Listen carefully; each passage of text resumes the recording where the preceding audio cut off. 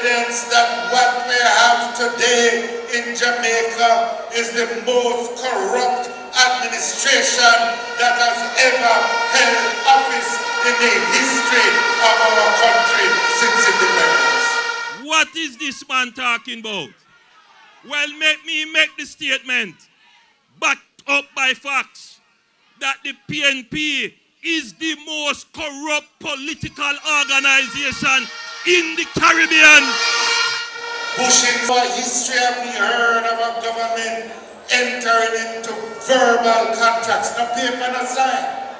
Hello everyone, I hope you're doing well from wherever you're watching me from. So many people have been saying that the Jamaican government is one of the most corrupt governments in the whole world and in the Caribbean.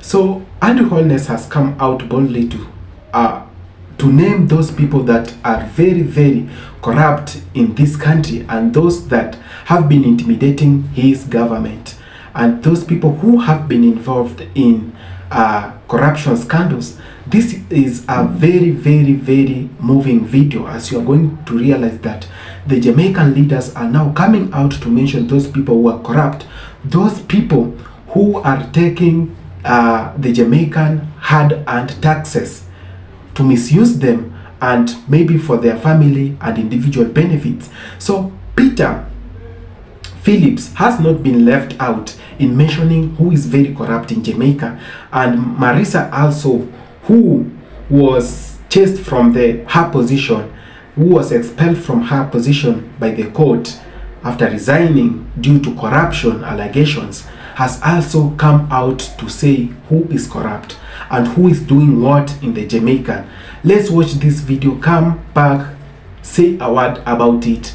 Let's please build a one Jamaica, a one black country that everyone will want to be there. Everyone will be there, like everyone will come out and be accountable for whatever the people's taxes have done. Let's watch this video, come back and say 1, 2, 3.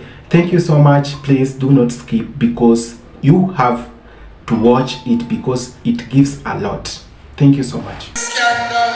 If you go back to 1989, which is a long time ago, you would hear about the Rollins land deal scandal. Police use car scandal. If you go back to 1990, you remember the zinc scandal after Hurricane Gilbert. FLA scandal. You have the furniture scandal. Then you have the Shell waiver scandal. $8 million phone bill scandal. Then you have a big scandal in 1992 over the illegal importation of motor vehicles. Then in 1993, we hear some man buy US dollar out of the back of them car all over. Big scandal. $9 million travel scandal at TTD. The government have more scandal in it than Riverton City have scandal back. You hear about the corrupt distribution of land in Holland. You hear about the Operation Pride scandal.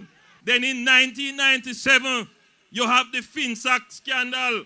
And then we have the super scandal, the Petrojam scandal. That one have everything in it. And then now you have the mother of all scandal, the traffic guru scandal. You remember that? Friends of the government collecting money for travel, but not traveling. The Montego Bay street people scandal. The fat cat salary scandal. You remember NetServe? Yes. Friends of the government getting jobs at 3 times the pay that the previous occupants of the job had, while at the same time long-serving, loyal, patriotic civil servants being fired from jobs. Then you have the Sandals White House scandal. Then now after that, you come up with the Cuban light bulb scandal. You remember that? You have the Hanover Parish Council scandal. Friends of the government and activists for the JLP getting jobs in organizations for which they don't have qualifications. Then you have the Chick V scandal. Then you have the dead baby scandal. Then you have the bad gas scandal. Then you have now the parish council in a Manchester scandal. Friends being awarded contracts by breaking the procurement rules. And some of those friends is the same people that turn up in the bushing scandal. You remember Outer Many scandal? You remember EWI energy scandal? Never in our history have we heard of a government entering into verbal contracts. No paper, no sign. Just word of mouth. $23 million. What madness is this going on in our country, Master? You can't cuss me when you corrupt. Thank God for the opposition in Parliament. Thank God for the PAAC and the PNP members and the PAAC. We already know that in bad mind, him that likes the people prosper. And now we know that him is nothing but a hypocrite. There will always be in every government, regardless of jurisdiction, people who breach the rule, people who use their power unjustly, unfairly, and unduly. The mark of the good government is that when it is done, there is no cover-up.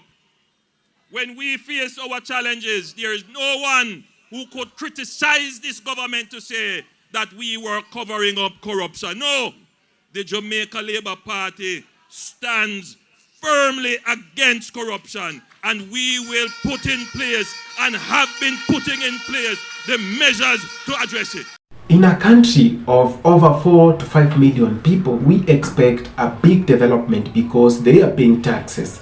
And you may be wondering, why is Jamaica still undeveloped? I'm not saying that Jamaica is undeveloped, but there are those countries that got independence way after Jamaica had gotten its. But you can quite relate, they are more well developed than Jamaica.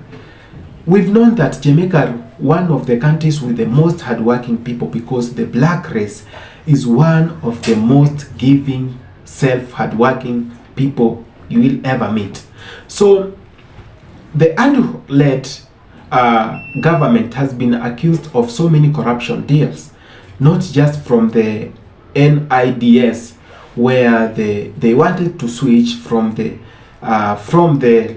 main ID, the identity cards that the common Jamaican people are using, to those electrical ones, to those digital ones with the world order has taken.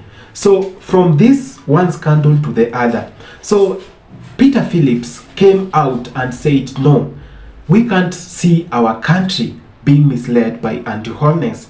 And this government has led us into so many corruption deals. And Andrew Holness, being the Prime Minister, never hesitated to answer that.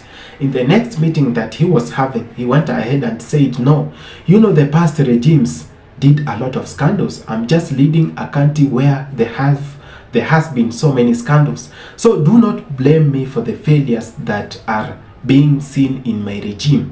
So I'm trying all that I can to be the best to the Jamaican people. And my question now comes, do you really think Prime Minister Andrew Holness is trying his best? Or Peter Phillips, who was then in the opposition, just accused him of something that was caused by the past regimes? And here is my answer. When you come into power, you are actually very intelligent, and you might have sat down with your wife, your family, and friends, relatives, and those people close to you, your party, and said, I'm so capable of running this country. You are outside the government, you are outside the leadership, but you knew there were scandals that were ongoing, and you might have had solutions, because you don't ascend to power, then do not offer solutions. Then why were you elected? If you are elected by the people, you must answer them and give a verdict, give whatever you are doing to cope up with 1, 2, 3. So as much as some people may be protecting and defending and Holness, I think it's time he takes full mandate. He's the prime minister. It is time. He has been there for years. He has been prime minister for years. It's time for him to wake up from the slumber and say, no, I'm going to work for the Jamaicans. I'm going to stop the corruption in my country. Thank you so much for watching this video. Please, please, please, let me know, who do you think is responsible for the corruption that's happening in Jamaica? Please let me see you in my next video. I love you all. If it's the first time you're coming across the channel, consider subscribing. Much one love from Africa to Jamaica. I salute you all.